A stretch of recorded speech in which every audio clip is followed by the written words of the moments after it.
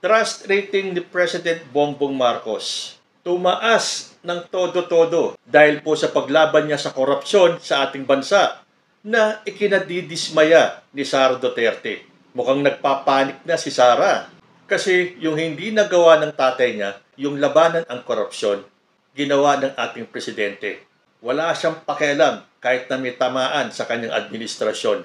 Basta ang gusto niyang mangyari, pagbaba niya sa 2028, matatapos ang problema ng korupsyon diyan sa DPWH. And I'm sure, hindi lang diyan magtatapos yan. Naimbag nga aldaw kenyayo aming kakabsat. Magandang araw po sa inyong lahat and welcome back to my channel. Ayon po dito sa balitang nabasa ko, 89% ng mga Pilipino tiwala kay PBBM na mapapanagot ang mga sangkot sa maanumalyang flood control project. Isang bagong survey ang nagpapakita na 89% ng mga Pilipino ang naniniwala at may mataas na kumpiyansa na kayang papanagutin ng administrasyon ni Pangulong Ferdinand Bongbong Marcos Jr. ang mga taong kumita at nagsamantala sa mga proyekto para sa flood control. Ayon sa mga eksperto, ang resulta ng survey ay indikasyon na buo pa rin ang tiwala ng taong bayan sa kampanya ng Malacanang laban sa katiwalian. Kasunod ito ng serye ng mga pahayag at aksyon ng Pangulo kaugnay ng masusing investigasyon sa mga proyektong may anomalya. Sinabi ng ilang political analyst na malinaw na nakikita ng publiko ang determinasyon ni President Bongbong Marcos na linisin ang sistema at tiyaking mapupunta sa tama ang pondo ng bayan. Dagdag pa nila, ang mataas na bilang na ito ay patunay na suportado ng karamihan ang kanyang pamumuno at ang transparency campaign ng administrasyon. Patuloy namang tiniyak ng Malacanang na hindi sila uurong sa laban kontra korupsyon at mananagot ang sino mang mapapatunayang lumabag sa batas gaano man kataas ang kanilang posisyon. O yung mga nagdududa sa trust rating na to, kayo na po bahala mag-research kung saan survey galing ito. Dahil sabihin ko man sa inyo o hindi kung saan galing yung survey, hindi naman kayo maniniwala. So, bayaan ko na lang kayong maasar.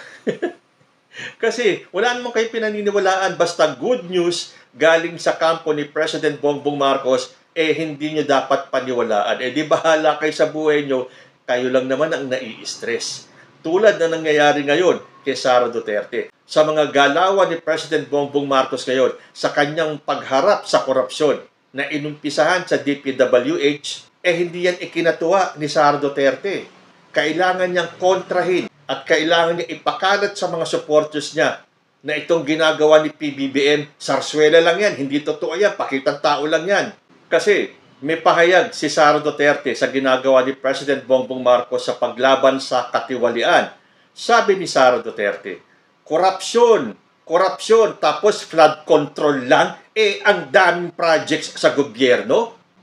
Di ba? Imbis na matuwa itong si Sara Duterte dahil may presidente tayo na handang harapin ang katiwalian sa bansa, kahit na may tamaan sa kanyang administrasyon o kahit na kaalyado niya, basta kasangkot sa katiwalian, tulad nga na sinabi ni PBBM, hindi kita kaalyado kung ganyan ang ginagawa mo. Pero siyempre, si Sara Duterte, na tulad ng lagi niyang ginagawa, lahat ng sasabihin ni President Bongbong Marcos, kailangan kontrahin niya. Dahil yan po ang trabaho ng Vice Presidente natin ngayon, na kontrahin ang bawat salita at pahayag ng ating Presidente. Hindi kasi sila papayag, lalo na si Sara Duterte. Hindi siya papayag na matatabunan ni Bongbong Marcos si Rodrigo Duterte. Hindi sila papayag na isipin ng taong bayan na mas magaling si Bongbong Marcos bilang presidente kaysa sa tatay nilang si Rodrigo Duterte. Yan ang hindi nila papayagan, ang ma-overshadow ni President Bongbong Marcos si dating Pangulong Rodrigo Duterte. Kaya pansinin niyo, lahat, as in lahat na lang ng sinasabi ni President Bongbong Marcos ay kailangan nilang kontrahin. Teka muna, meron pa lang silang ayunan si Sara sa mga pahayag ni President Bongbong Marcos. At yan ay nung inutos ni President Bongbong na magpa-lifestyle check ang mga opisyalis ng gobyerno. At narinig na natin na sinabi ng Malacanang na handang-handa si President Bongbong na magpa-lifestyle check to the point na handa siyang ilabas sa publiko ang kanyang salin. Ang Vice Presidente, handa ba siyang magpa-lifestyle check? Handa ba siyang ilabas ang kanyang salin? Handa ba siyang buksan ang mga bank accounts niya? Tandaan natin, kapag nagpa-lifestyle check ng mga government officials, kakalkalin din ang pamumuhay ni dating Pangulo.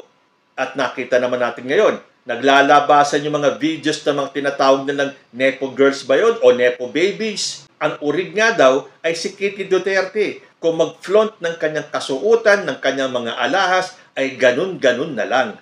Siguro naman, handa si Kitty Duterte na ipaliwanag kung saan nang gagaling yung kanyang ipinagmamalaking mga kayamanan, karangyaan, kasuotan, at tatamaan din dyan si Baste Duterte. Lumalabas din ang kanyang mga outfit of the day o yung OOTD kung saan iniisa-isa kung magkano yung kanyang kasuotan. Ikaw kaya, Sara, handa kang ilabas, ipakita sa publiko ang gustong malaman ng publiko? Parang ang sabi ng spokesperson ng OVP, handa naman daw si Sara Duterte sa lifestyle check at ang pagpapakita ng salin.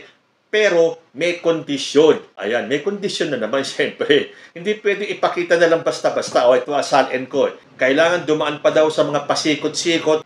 Kung ang presidente nga, handang isa publiko. Lifestyle check, salin. Tapos pagdating kay Sara Duterte, lalabas niya, pero may kondisyon. Tapos itong corruption tapos flood control lang. Sino ang may sabi kay Sara Duterte na flood control lang ang bubusisiin ni President Bongbong Marcos?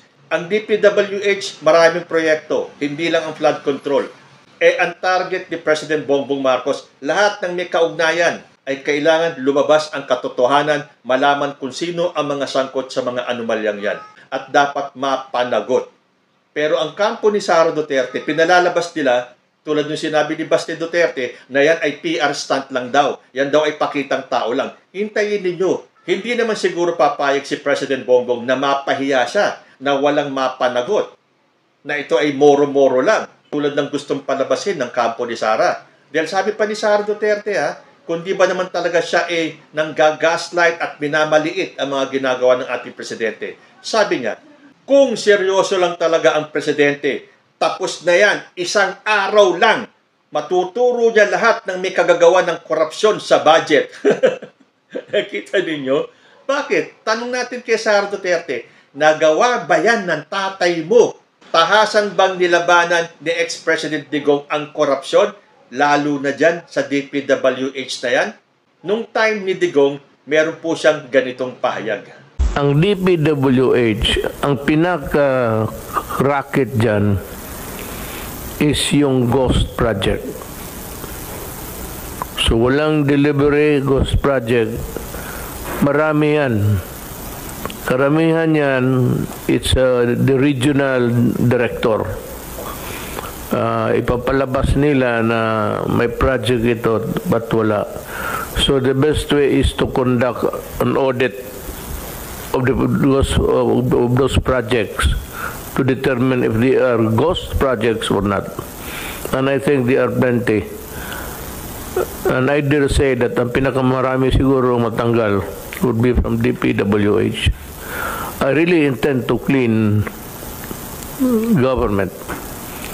At least kung hindi ko kaya, maminus-minusan ang kurakot sa gobyerno. So, aminado si Digong. Panahon pa lang niya, may mga ghost projects na ang DPWH. Sabi pa niya, I really intend to clean government. Dahil rampant nga daw, as in rampant daw ang ghost projects nung panahon pa niya. And he intended to clean government. Obviously, hindi niya nagawa. Kaya ang sinabi na lang niya, at least kung hindi ko kaya, mamenos-menosan ang kurakot. So, aminado siya. Hindi niya kaya. Pero mababawasan daw ang kurakot. Nabawasan ba? Ngayon nga, dyan sa Senado, yung ginagawa nilang investigasyon, huling-huli, halatang halata na gusto nilang simulan yung investigasyon from 2022 onwards. Nagsimula po yung ganyang flood control scamming na yan at ang pagpapayaman ng mga contractors mula noong 2016 pagkaupo ni Rodrigo Duterte. Ayaw ni Sara Duterte na marinig yung balitang yan.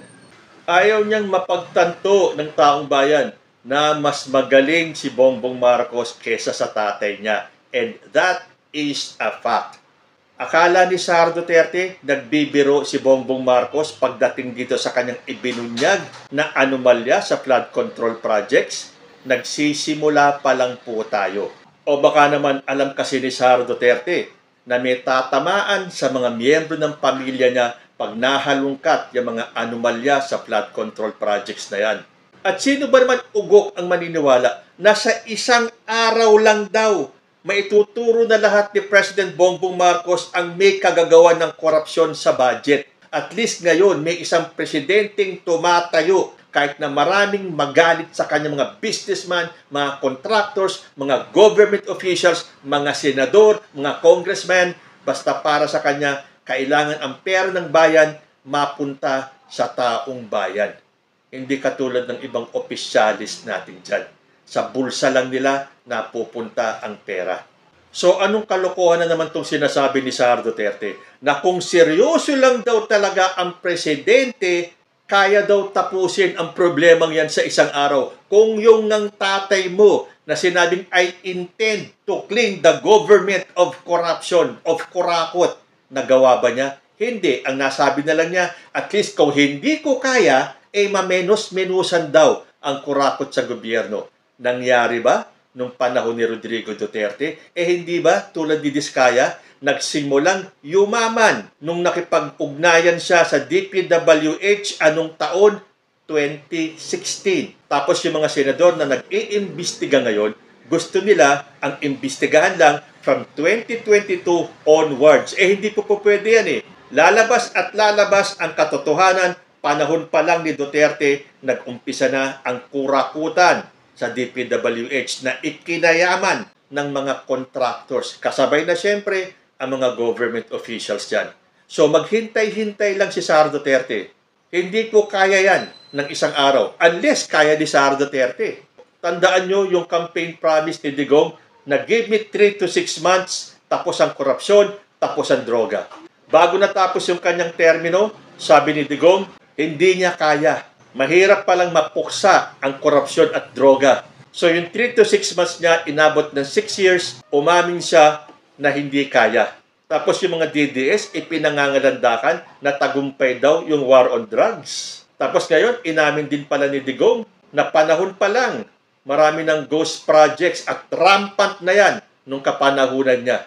Although may intention naman siya, ang intention niya is to clean government of corruption. Sad to say, hanggang intention lang. Iba po kasi yung intention sa gawa. Intention lang laway lang Aanin mo ang intention kung wala namang gawa. Si President Bongbong Marcos intends to clean our government of corruption. At hindi lang intention, merong gawa. So ano tong kinukuda ni Sara Duterte? Na sa isang araw lang daw kung gugustuhin, tapos itong problemang ito. Tinanong mo na ba yan sa tatay mo, Sara Duterte, kung ano ang nagawa ng tatay mo sa korupsyon? Bago po tayo magbitaw ng akusasyon, ng paninira, tingnan muna natin ang ating sarili. Baka mas malaki pa ang muta nyo sa mata. Kayo po, ano ang masasabi ninyo? Comment lang po down below and I will see you in my next video. Diyos, ti Agnina.